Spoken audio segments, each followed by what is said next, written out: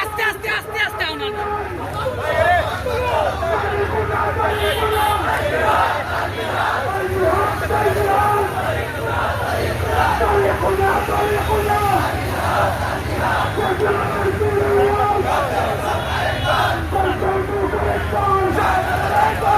শিক্ষার্থী তারা আজকে রাসূলুল্লাহ সাল্লাল্লাহু আলাইহি ওয়াসাল্লামের ভালোবাসায় আজকের এই প্রতিবাদ সমাবেশ এবং বিক্ষোভ মিছিলের আয়োজন করেছেন। আমি সাধুবাদ এবং মুবারকবাদ জানাই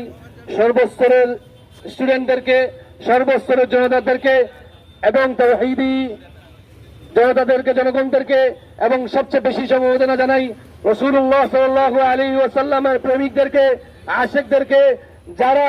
কোনো কিছু বুঝে না, যারা শুধু বুঝে যে আমার রসুলের যদি কোনো কিছুতে আঘাত আনে, মানে যদি কোনো সম্মানে যদি কোনো হয়, আমার রসুলের প্রেমের যদি কোনো আঘাত আসে,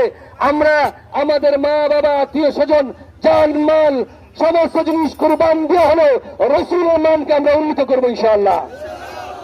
আমরা জানি প্রতিবারই বিভিন্ন কুলঙ্গার, বিভিন্ন অসামাজিক এবং অসাংস্কৃতিক যারা সংস্কৃতি লালন করে, তারা বিভিন্ন সময়ে মুসলমানদেরকে বিভিন্নভাবে অপমান করার জন্য বিভিন্ন পায়তারা করে। আমরা বিভিন্ন তাদের পায়তারা সহ্য করি, কিন্তু আমরা সবাইকে এটা বলে দিতে চাই,